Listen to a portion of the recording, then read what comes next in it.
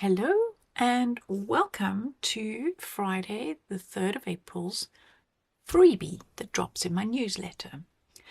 And what I have done for this month is very much a spring theme, as you can see. And here in Berlin, the fields and the center islands of the streets are covered in daffodils. So I've done what I'm calling a cover. By all means, you can use it on the inside of your journal as well. You then have the page where I always put the journaling option, and then we have the page which is the entire page of repeat pattern. You can do them back to back like that, and in this case I've even back to backed it with itself, so you can have a completely daffodil inspired journal base to work on.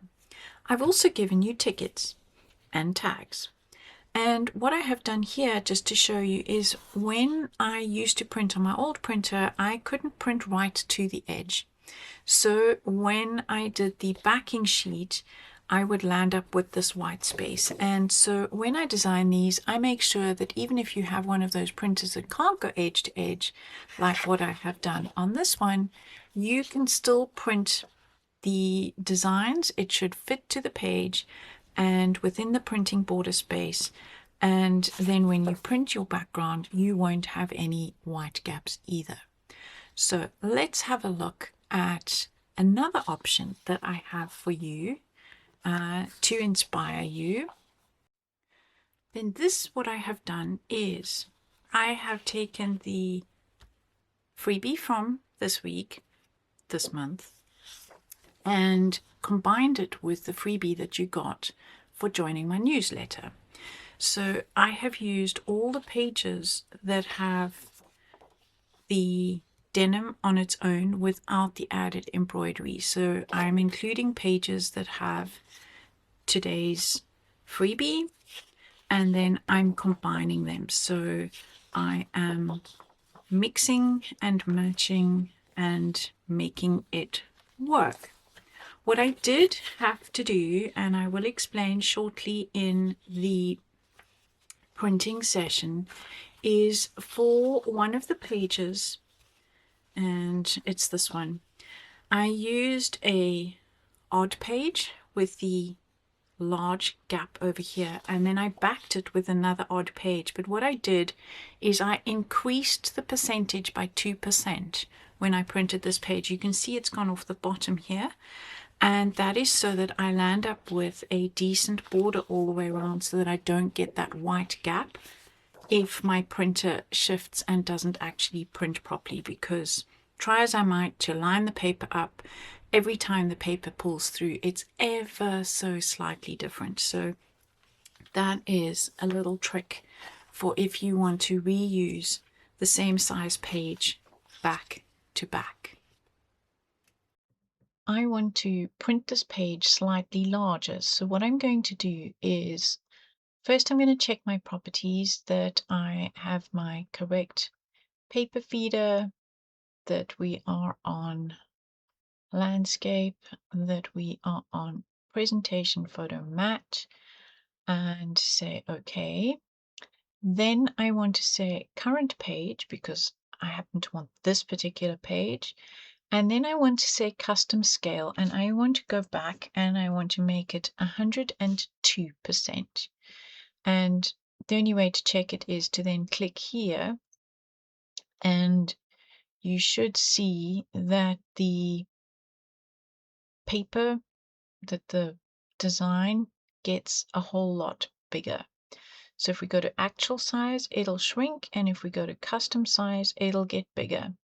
It's hard to see on such a small scale, so let's just make it 110 so that you can get an idea. So we go to actual size, custom size. Can you see that how much bigger it is? So we really only need it 2% bigger. So we're going to go 2 and check actual size versus that, and yes, we are bigger, and we're going to go to print. I'm going to cut them now, and I cut them all at once, either with a craft knife and ruler and cutting mat, or like today I'm going to do it on my Carl cutter. So this is a rotary blade cutter that can go through lots of pages at once, and I'm making sure that I'm cutting on the one that has the large gap so that all the pages underneath will fit.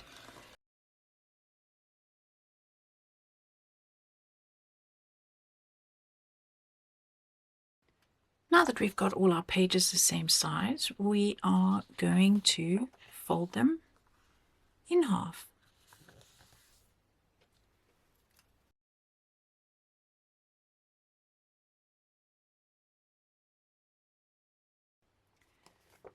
I have my pages how I want them, with the mix and match going on.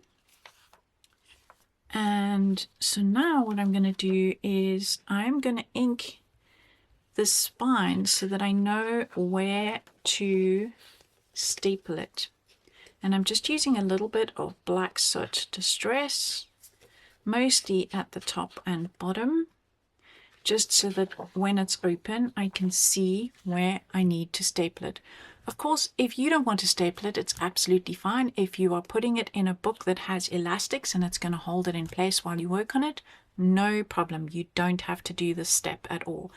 But if you want to use it as a standalone journal that you want to use without it all falling apart every time, I suggest you staple it. What we need is a foam mat, something along the lines of a slip slop kind of foam. You get them for making flowers. You need a stapler, just a standard office stapler that you can open up. You need to have a marker so that you can, just a fine liner but a permanent one, so that you can mark where that staple comes out. And then what you need to do is just make sure that your book is nicely stacked evenly on top of itself, and then you can line up the staple. So I'm looking at the ink line that I just made, the line that is on my stapler, and just checking to see if my stapler is straight, and then I'm gonna press it through. Do the same with approximately the same amount of distance from that at the bottom, and I'm going to do the same. Now what you need to do is just pull it out of the foam, and you can either use a flathead screwdriver, or in my case today I'm going to be using my metal edge of my tool, and I'm just going to flatten those in. And I like to give a really good press so that they don't stick up and catch me later. And that is as easy as that. Now we have our book made. The only thing is now, of course, all the middle pages are sticking out. So we get out either your craft mat and ruler, which I will do this time, and you need a metal edged ruler. Right, sorry, doorbell went. It's my neighbor needing help. And so we need to just line up our ruler with that, and we need a metal edge, and we just keep scoring until we get right through. I can feel my blade is not sharp enough, so I'm going to just snap off a new one,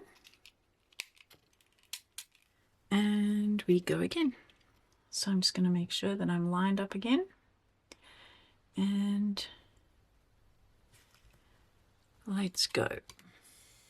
That's much better. If your blade is not sharp enough, it is just going to chew the paper.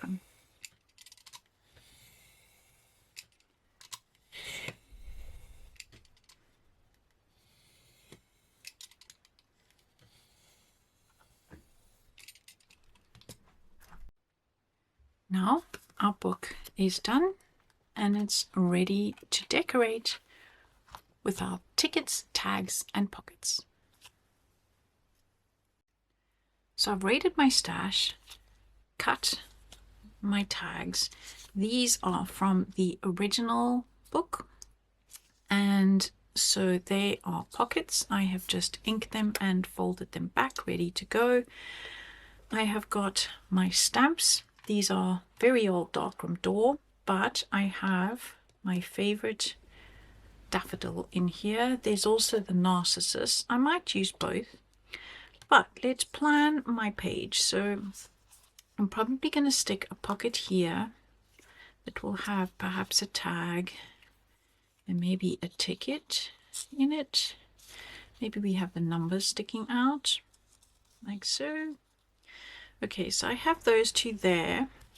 Now I'm going to look at my stamp, but my stamp is going to go that way. So I think I want my stamp to go, okay, let's make it this side.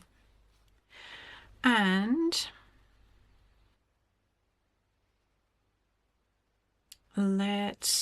I've got, these are from the freebies. So I have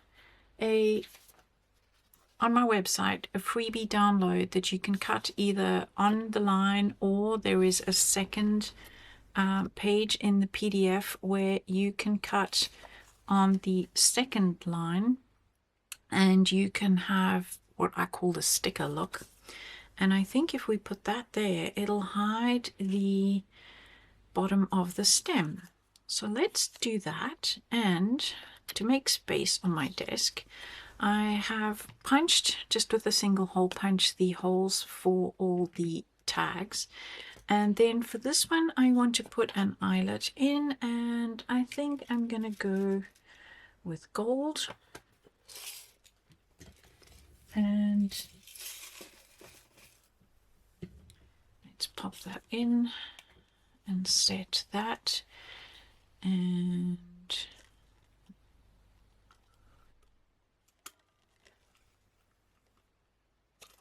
there we go. That gives me more space on my desk. I also have raided my ribbon stash, and I have this little piece that I think will go really rather nicely with the tag. So I'm going to cut it at an angle and feed it through from the back. So feed it through like so, pull it through. If it doesn't want to come through and you can grab it easily, you need a pair of tweezers, is my go-to tool for that. Then find the loop, grab the two tails, pull it through, and there we go. We have a nice bright ribbon ready to go. So that also helps to fill up that space. Okay, so now we can stamp. So let's get a block. I'm gonna first stamp with ink with my green.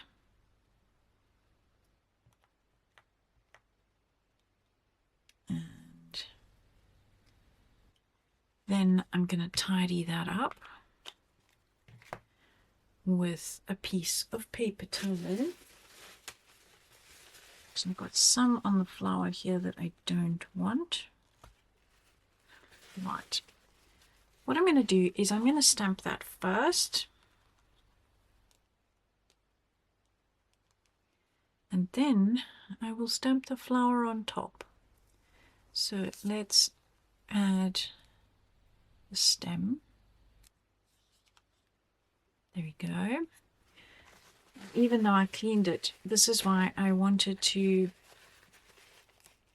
just redo that. And now I'm going to put the flower on better. And ink. I'm going to go with orange because I don't think yellow will show enough on there.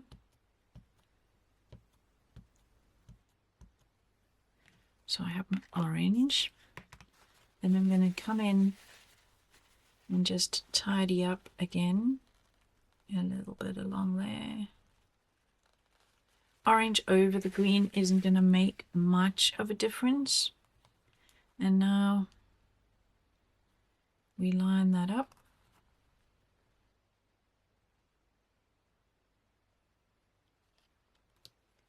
And print.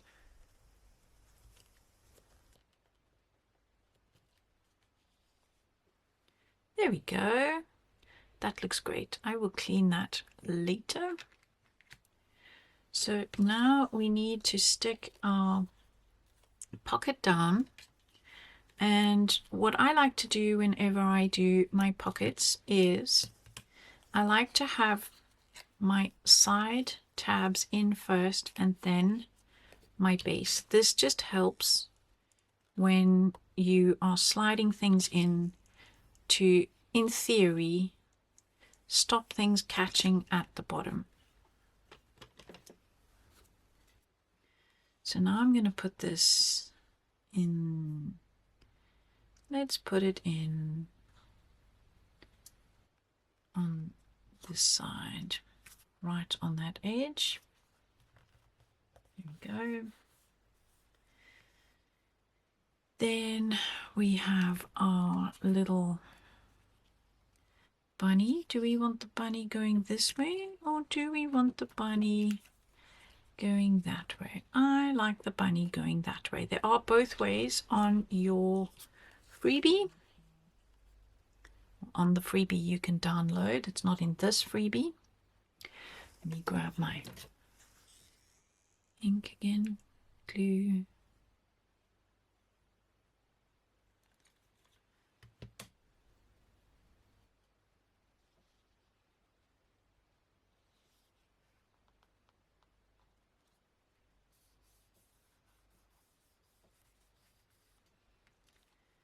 And what we can still do is to match the pocket and to just make it a little bit more interesting. We can ink the edges. Let's ink this side as well. So you can write on the back of the tag. You can stamp on the back of the tag. We can do the ticket as well.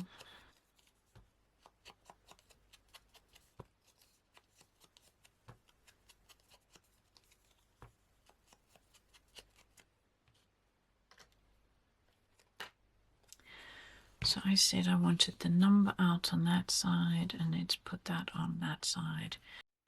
Looking at my page, I've decided I want to bring in some color, so I'm just using the Tim Holtz Distress pencil crayons, the watercolor pencil crayons, just to give this a little bit more of a reason to be on the page.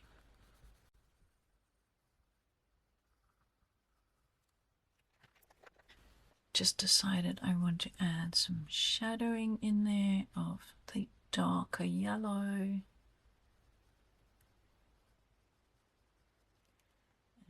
We'll make it a little bit darker there.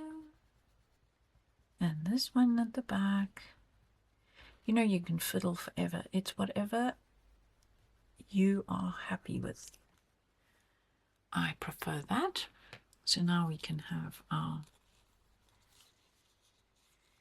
ticket and our tag in our pocket, however we like.